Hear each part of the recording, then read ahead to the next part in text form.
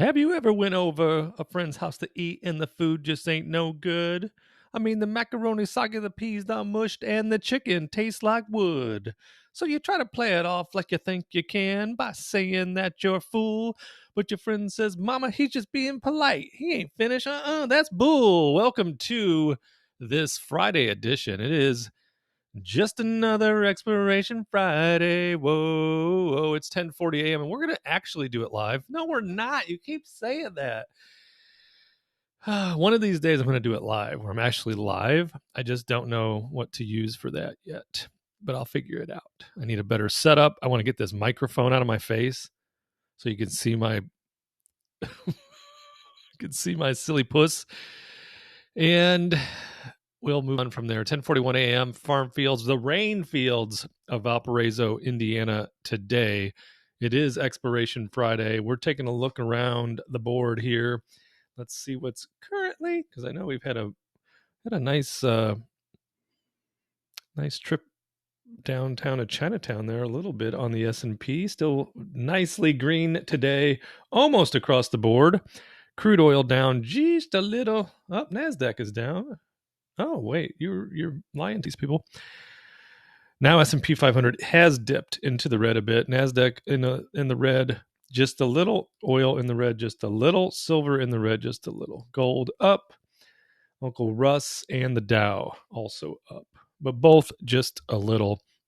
We'll get back to this chart. I just wanted to have this up here so that the screenshot for the video on the YouTube is different than when it normally looks like every single time, which is this right here. But I thought this is what we'd actually do live together. Hey, wait, that's another all-time high.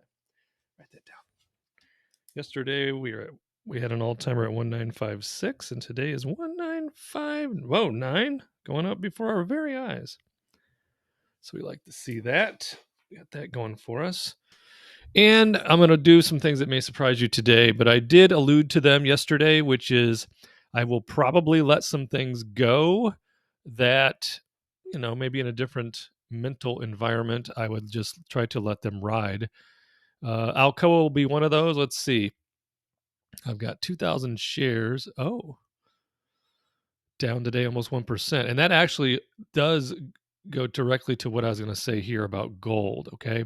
And so gold, silver, they move very similar. And of course, the miners do the same. So what I'm looking at right now is you see this enormous run-up that gold just had. Whoop! That's definitely looking like a 3 inside of a 3, okay? And, we're talking about Elliott wave theory, the voodoo, the magic 8-ball, things of that nature. 5 waves impulsive, 3 waves corrective. Okay, so this is impulsively heading north. This should be a 3 and a 3. But I'm looking for a 4, a pullback here. And this is GLD to be specific. It's a gold ETF.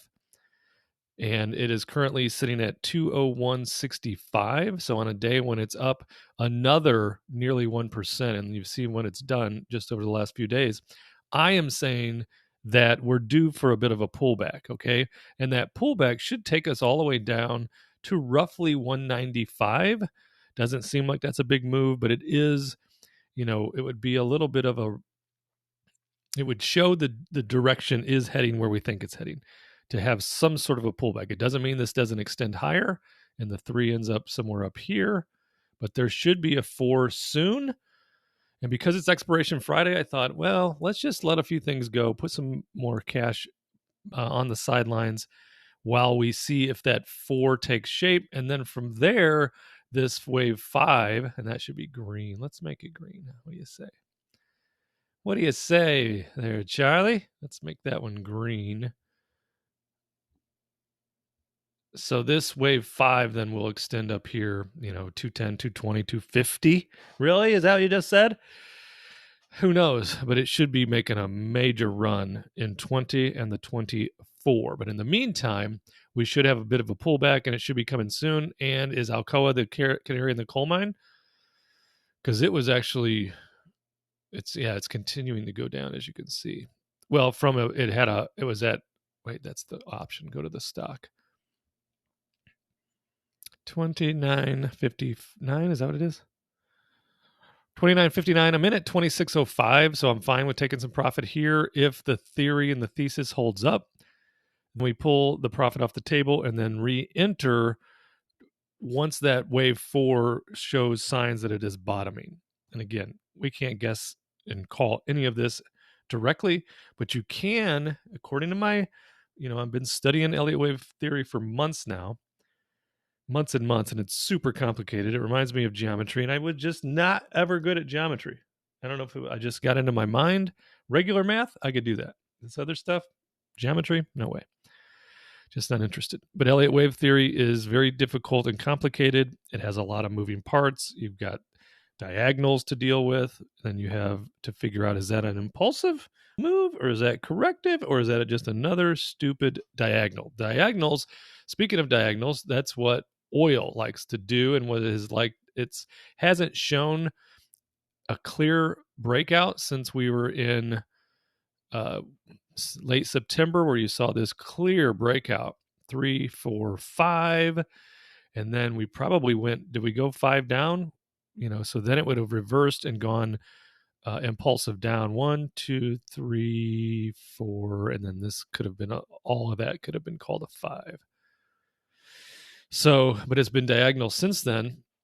It's making higher highs and higher lows, which is a very good sign, but it doesn't show us what the actual, or when the actual pattern is going to break up or down, because it isn't showing us any impulse, and the impulse is going to be the direction of the next move.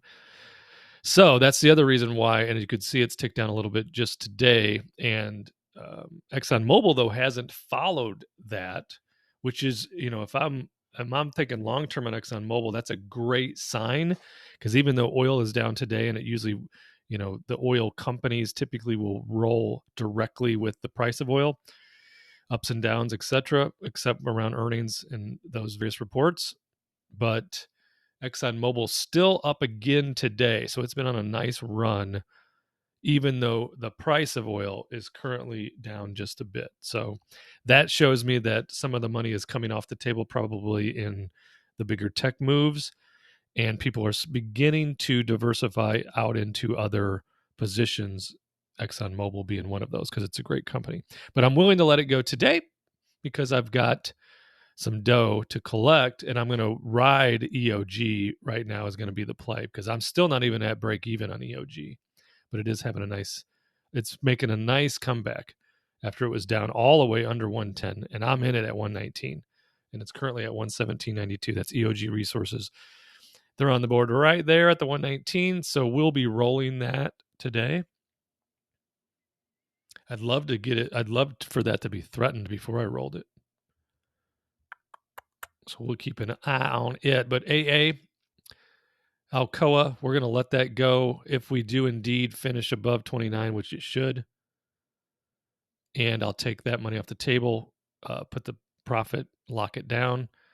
DocuSign off the mat today, which is great. Currently at almost $56. Had a great earnings report yesterday, so that makes me feel way better about this company that I just made a greed play on, because I thought for sure they were being bought out by a private equity company, because actually, EOG just popped over at 118. Hello, live commentary by your friend Bart Divvy.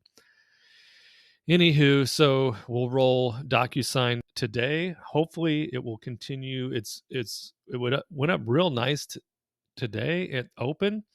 Then it came all the way back down to like 55.10-ish, and now back up to nearly 56. So it'd be fun for that to continue to ride before we roll.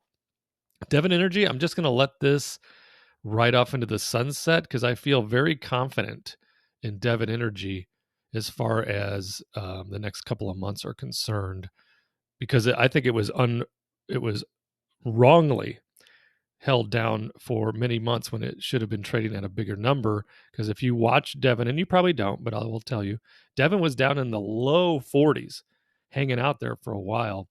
And, my position isn't even covered at 47. I'm like at $49 and change. So I'm going to let this ride off into the sunset. We'll not roll it, and then I'm going to wait for this price to continue to move up before then putting on another call, and hopefully I'll be able to do so and cover my cost basis, so then you can have the old swan trade. Sleep well at night. So EOG, roll that. GDX, I'm thinking about rolling for another 50 cents here because it's doing very well. Almost at 30, right? So I think that even if I rolled for another 50 cents, I think I'd still be safe with GDX because should have a downturn as well with gold into that fourth wave. But because it was down so low and the pressure is building for it to rocket, and also its biggest holding, which is Newmont, ticker NEM. NEM is way off of the canvas, and so it's trying to, in fact, rocket ship is trying to rocket. I knew I should have got in when it was showing all the bottoming signs. I could have got in at Newmont at 29 and change, and it's currently trading at 34.16, and that was only late last week. Did make some money on puts. You probably saw that, and I've already taken those off the table this week. So at the very moment, I'm considering rolling the GDX. Let's see what we can do. Can we roll it to 29 in 1 week without pain? Don't know. Let's take a look. Let's take a look here. 29. No. So I'd have to pay $1,260, and I'm not going to do that, but I would consider looking out another week to come up here. So I would be able to do 2 weeks out, so 14 days, and then I'd add 50 cents, but it's on 6,000 shares, so that's $3,000, right? So let's do math. So if we let it go at 28.50 times 3,000, right? That's 85,500. So let's write that down. So essentially, that's what I'm going to run the numbers on, is the 85,500. And we're talking about making 60 here, and then 50 cents a share on 6,000 shares would be $3,000. So it'd be $3,060 divided by 85,500 divided by 14 more days, multiplied by 360. Is that math right? Yeah, that becomes a no-brainer then, doesn't it? Yeah, rolling that becomes a no-brainer. Yeah. But we're going to just continue to watch GDX. If it runs on me some more, that'll put me in a situation for rolling. But if that fourth wave starts today, which it very well could, then this 29.71 that GDX is currently trading at will at least get under 29.50 for my roll, and it will accommodate my roll even more so at that point, rolling up to 29. Just thinking out loud, because that's how we do it. But if we wanted, we can take that off and book the profit. It's not nearly as big a profit because I sold that call. I was way too aggressive in that call when I sold it. I should have held out and had a little bit more patience. But I've been, as you know, following and holding gold for a while. So I got a little itchy on the trigger finger, but I am in the profit there, but not a lot. Not like I am on Alcoa, which is almost $3 a share at that call price. GDXJ, it's underwater also, but I may let that one go. Let me just see how it looks. Actually, GDXJ is down today. 0.22%. And what do we have? 2,000 shares. 2,000 shares. If we tried to roll it and get 50 cents more, what would we look at here? Because I'm not concerned. Like if I didn't have to do anything and just hold these positions, then I would have no concern holding them because the outlook for gold over the next 6 to 12 months is incredible. It's not incredible like you look at NVIDIA and be like, if it doesn't move another 500 points this year, then I don't think that's incredible. Gold doesn't move that way generally, as you know, because sometimes it'll go a decade and barely move at all. But when it moves, it usually makes a nice move, typically right before something bad to the economy happens. How does the market do that? How does it know? It's all those insiders. And you're just talking up a storm this morning on random stuff. That's what you always do. Bart, thanks, Terry, for chiming in. So if we rolled, we're at 34.50. So 1 week out, I'm sure I can't do anything with. No, wouldn't be able to get up there. So I would imagine 2 weeks would do it. All right. So could we go to 35? We can. We would collect 200, and then it'd be 50 cents on 2,000 shares, right? Which is $1,000. But the other part of the equation is I wanted to be raising cash. I want to be raising cash just in general, because right now we're only sitting at 100K, I think. Let's find out. 109,000. Looks like we do have the 15,000 coming off the board on SOFI. SOFI currently at, last I checked, it was above. Yeah, it's at 767. So we're doing pretty good here on the SOFI. We'll get to that in just a second. I want to turn this 109,000 into $1 million in the next 30 days as far as my cash position. It's just a thought. It's just an experiment to see if I can be prepared to make some moves when the market retreats, because this type of run up typically never happens without some sort of at least a healthy pullback, right? According to my research. So still open to roll in GDX for another 50 cents. May let GDXJ go at the 34.50 because we're in it in the low 33s. So I'd be good with that. SoFi, what it would be to pull this off the board now. So 3 cents, maybe be able to get it for $40. I'm going to just let it go at the moment. If it gets down to a penny, I'll close it. I'd be fine taking SoFi at $7.50 a share, but it doesn't mean anything to me if I own it or not. Target, we've already talked about that. We're letting that go. ExxonMobil, even though it's just showing all the signs that it's going to 110 plus, I'm just going to go ahead and lock those profits in because I'm just over $98 a share at ExxonMobil. So will I let them go for 104? The answer is yes, I will do that. And then RIVN, will I sell calls on RIVN today? It's off the canvas as well. Hey, it's at 1275. I'll probably let it continue to run, and that's hopefully what it does. Let's see what the volatility is on it, though. It's typically high, but how high at the very moment? Let's see. Ooh, it was up over 13 earlier today before having a big pullback and then trying to regain some legs. In fact, why did I think I was at 19 even? Probably because you optimistically talked yourself into it. So 1929, brah. Okay, so if we traded RIVN, let's see the volatility. The implied, whoa, what the world? Let's change the date because that looks crazy. Wow. It's still 100%. We could do the old swan trade, move it out another week or so, or even more, go to the 19,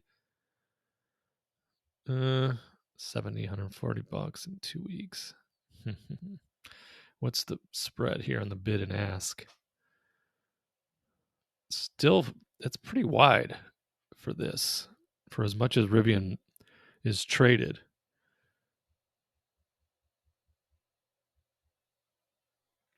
I'm going to let it ride for now. Hopefully get it back up in the mid 13s.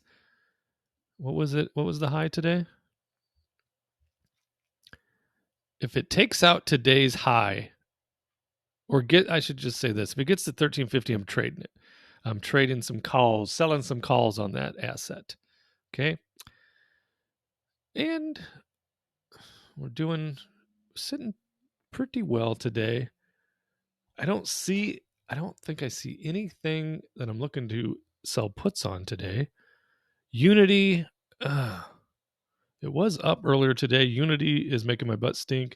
I know I own, what do I own? I think I have 2,000 shares of Unity, and I know Stacy has 10 put contracts expiring today, and they're at 29, so she'll need to roll those down. We'll roll that to 28.50. In fact, what would it look like right now if I tried to roll it just 1 week? Because Unity is very volatile.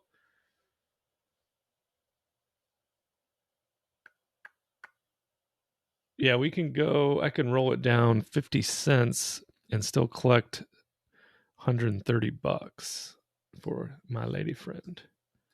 So we'll do that. I'll do that in just a minute over there. That's my update at this moment. I may come back today. Check back with you. I'm very excited. Formula One qualies, the qualifications are probably on right now. You should tune in on ESPN. Check it out. Qualifications is 3 rounds. First round is all the drivers, all 20 of them. The 5 slowest are eliminated for round 2, and then 5 more eliminated for round 3. And then that is how to determine the starting positions for the Grand Prix, which will be tomorrow. Normally Grand Prix are on Sunday, but they're out there in the Middle East again this week. So the qualifications are today, Grand Prix tomorrow. Baseball starting, March Madness. I got a great story. I may have told you before. I'll tell you some other time about March Madness and just the meaning that it has to me, just the love of the game, nostalgia, etc. We'll get to that maybe even later today if I come back and visit and see how this day ends. Hope you're doing well. Like, subscribe, comment, and I will see you in the next video.